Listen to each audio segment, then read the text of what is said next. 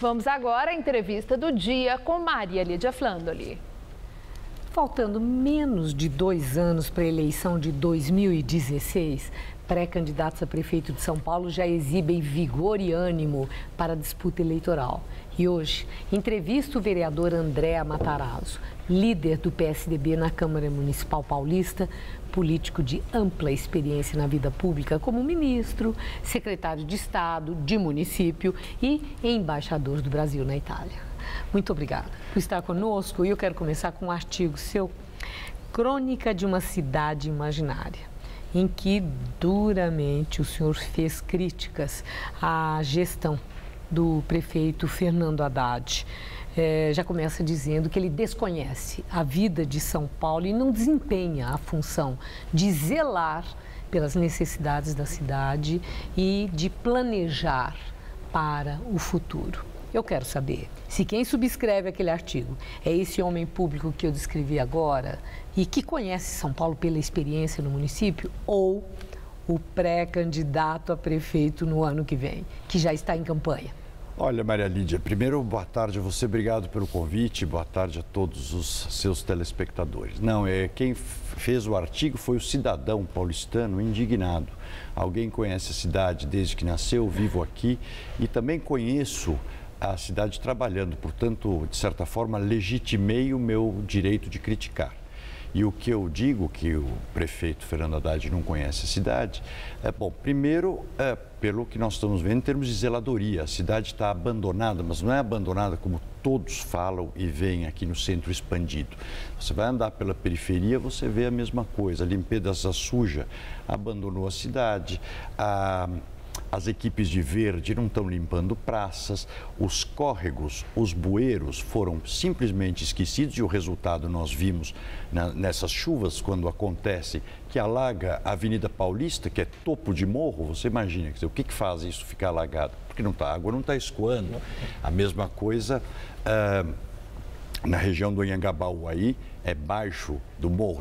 Olha o alagamento que teve lá, porque as grelhas estão absolutamente entupidas na região. Mas esse cenário, eu pergunto, vereador, não é um cenário que se repete? Nós estamos vendo o repetido de outras gestões nessa época do verão, com as previsíveis chuvas? Claro, mas São Paulo tem alguns pontos crônicos que alagam, você pode dizer que toda a gestão é a mesma coisa, diria desde 1940. Por exemplo, o cruzamento da Francisco Matarazzo com a Avenida Pompeia. Por que aquele parte da Lapa alaga? Porque as galerias pluviais são as mesmas desde a época, a cidade foi impermeabilizada, multiplicou por 30 o número de habitantes e as obras agora vão começar, provavelmente para o futuro, isso acabe resolvido. Mas alagamento da Avenida Paulista nunca aconteceu.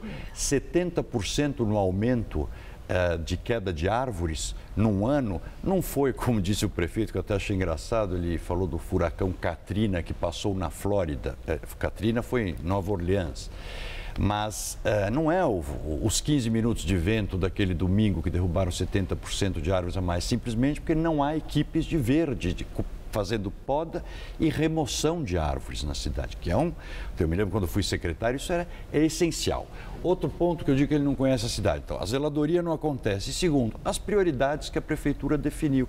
O que é que você ouviu até agora o prefeito falando? Ciclovias, grafites, não é isso? E tem mais alguma coisa, Wi-Fi.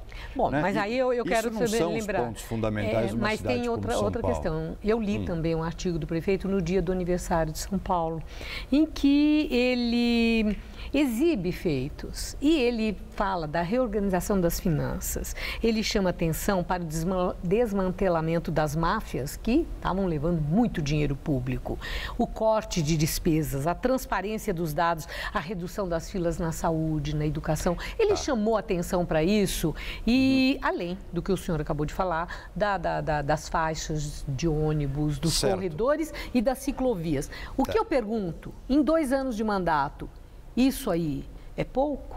Não, claro, porque isso são feitos de uma cidade imaginária. Aonde reduziu a espera da saúde? De jeito nenhum. Aliás, um dos jornais fez uma matéria ampla sobre isso, até porque ele prometeu, se não me engano, 40 UBS, até agora foram 4. o tal do hora certa, que iam ser feitos vários, foram feitos 2. Mas ele não tem tempo, mais 2 anos para cumprir as promessas? Bom, que o senhor arrolou as promessas. Mas até agora nada aconteceu.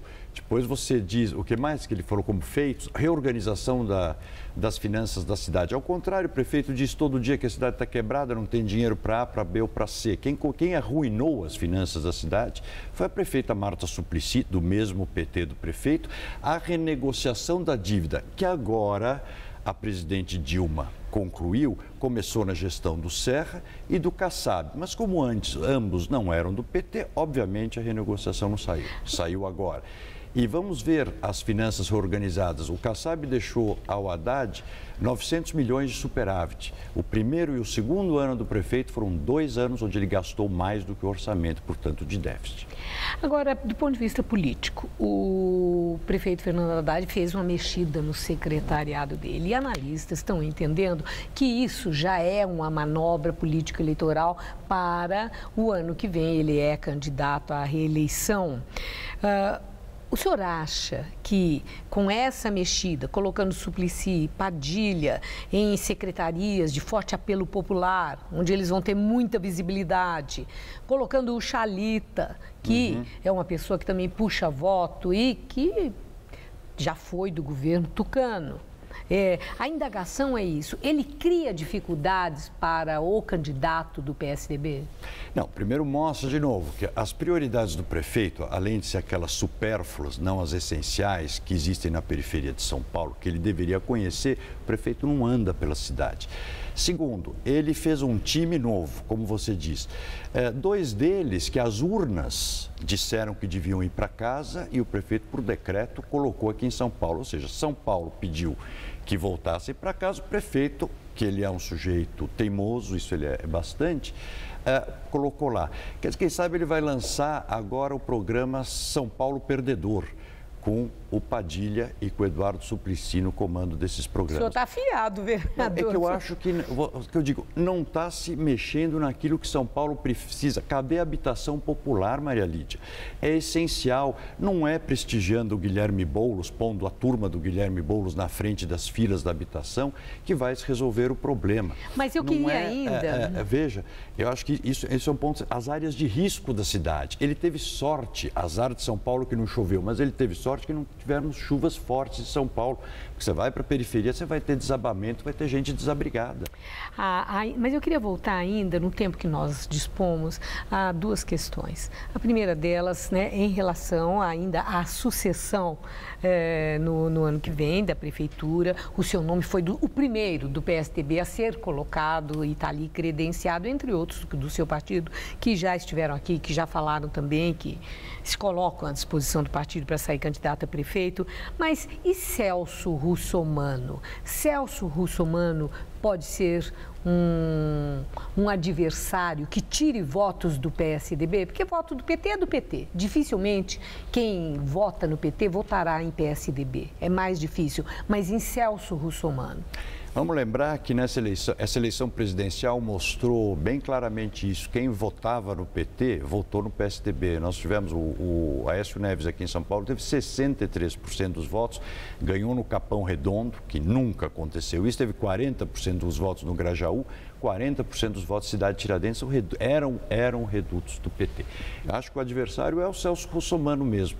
O Haddad, indo na toada que vai, ele vem ajudando todas as outras candidaturas. Claro que será um candidato competitivo, porque eles usam a máquina sem cerimônia. Você disse que ele também, um dos feitos dele era a economia na prefeitura. Lembrar, criou 2 secretarias, nomeou 1.400 pessoas e simplesmente eliminou concurso para um monte de cargos. Admite a possibilidade do PSDB fazer uma aliança com o PRB do Russomano, apoiar o Russomano e não ter candidato próprio? Tudo isso para aniquilar com o PT e não dar chance para estar competitivo em 2018 e acabar a sua oportunidade? É possível isso? Eu acho que a gente tem que fazer tudo, Maria Lídia, para salvar São Paulo desse flagelo que é o PT. O Estado nós conseguimos graças ao governador Geraldo Alckmin. A cidade de São Paulo, eu tenho certeza que os paulistanos querem isso. E eu acho que toda e qualquer coligação com objetivos claros pró-cidade são válidas para a gente efetivamente tirar o PT da gestão de São Paulo. Muito obrigada, vereador. Obrigado Uma boa você, noite. Maria Lídia. Estela.